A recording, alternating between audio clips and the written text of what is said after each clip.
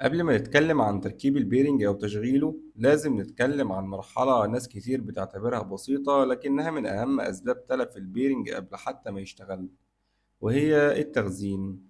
ممكن تشتري بيرنج أصلي من اس كي اف أو فاج أو ان اس كي، لكن لو اتخزن بطريقة غلط ممكن تركبه بعد سنة أو اتنين وتلاقي عمره الافتراضي أقل بكتير من الطبيعي.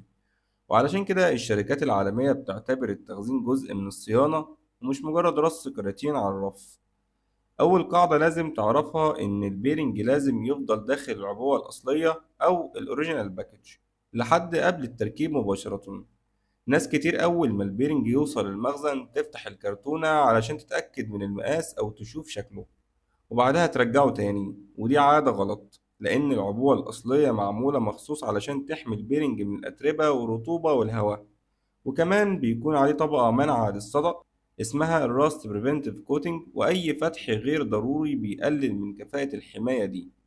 مكان التخزين نفسه لازم يكون جاف ونضيف ومفهوش اهتزازات، لأن الاهتزاز المستمر حتى لو البيرنج واقف ممكن يعمل ظاهرة اسمها الفولس براينرنج، وهي عبارة عن تآكل بسيط في مجاري الحركة بسبب اهتزاز الكرات وهي ثابتة في مكانها، وبعد فترة تلاقي البيرنج طلع منه صوت بمجرد تشغيله رغم إنه جديد. فلازم نخزن البيرنج بشكل أفقي، وخاصة لو البيرنج اللي عندك كبير. درجة الحرارة كمان ليها تأثير كبير، وأفضل درجة حرارة لتخزين البيرنج بتكون تقريبا من 6 ل 25 درجة مئوية، وبعض الشركات بتوصي إن تكون حوالي 20 درجة مئوية كلما أمكن. والأهم من درجة الحرارة نفسها هو إنها تكون مستقرة، لأن التغير الكبير بين حرارة النهار والليل بيعمل تكاثف للرطوبة على سطح البيرنج، ودي بتكون بداية الصدأ. أما الرطوبة النسبية فلازم تكون أقل من 65%، ويفضل لو كانت حوالي 50 ل60%، لأن كل ما الرطوبة زادت فرصة تكوين الصدأ على الأسطح المعدنية حتى لو البيرنج لسه ما اتفتحش. ولو في ماكينة هتكون واقفة لفترة طويلة فالشركات بتنصح إن العمود يتلف كل فترة، أو الماكينة تشتغل دقايق بسيطة علشان الكرات تتغير مكانها وما يفضلش الحمل واقع على نفس النقط لفترة طويلة. طيب لو عندك بيرنج مفتوح من العلبة ولسه مركبتهوش، هنا لازم تعرف إن البيرنج المفتوح ليه شيلف لايف أو عمر تخزين.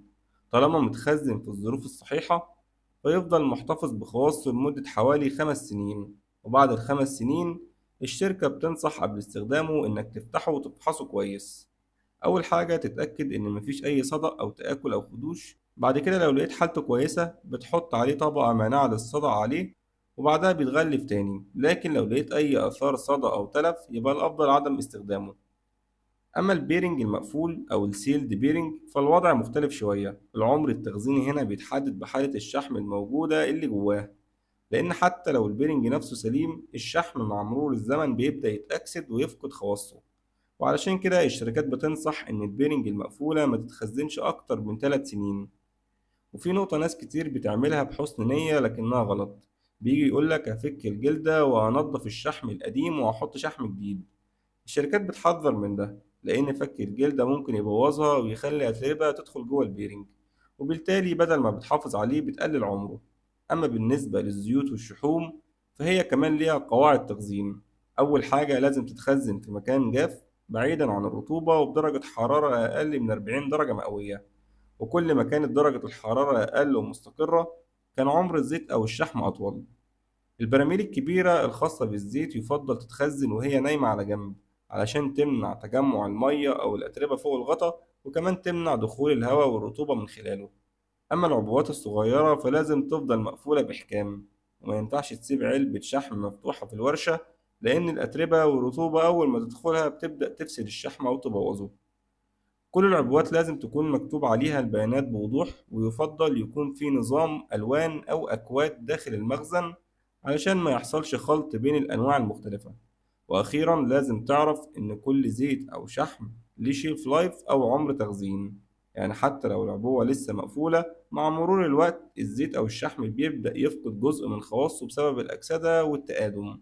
علشان كده لازم تراجع تاريخ الإنتاج باستمرار وتطبق نظام الفيرست إن والفيرست أوت، يعني أول منتج دخل المخزن هو أول منتج يخرج للاستخدام. وده النظام اللي بتوصي بيه اس كي اف علشان تضمن إن مفيش منتجات تقعد في المخزن لحد ما تنتهي صلاحيتها.